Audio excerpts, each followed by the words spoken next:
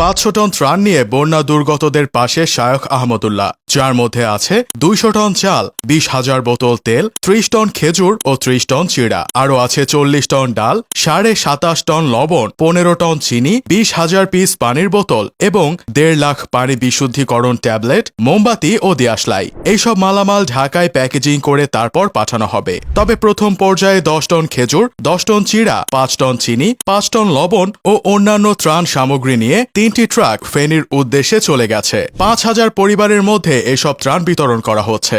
দেশ জুড়ে 6 জেলায় আকস্মিক বন্যায় মোট 1,89,663টি পরিবার পানিবন্দী হয়ে পড়েছে। এখন পর্যন্ত ক্ষতিগ্রস্ত লোকের সংখ্যা 17,96,248 জন। সবচেয়ে বেশি প্রয়োজন উদ্ধার তৎপরতা, যা সেনা ও নৌবাহিনী করছে। তাই ত্রাণ সহ প্রয়োজনীয় সাহায্যের জন্য শায়খ আহমদুল্লাহ ও আস-সুন্নাহ ফাউন্ডেশন এগিয়ে এসেছে। এর আগে সিলেটের বন্যায় ক্ষতিগ্রস্ত 3,000 পরিবারকে পুনর্বাসনের ব্যবস্থা করেছিল আস-সুন্নাহ ফাউন্ডেশন। এবারও তার ব্যতিক্রম হল না।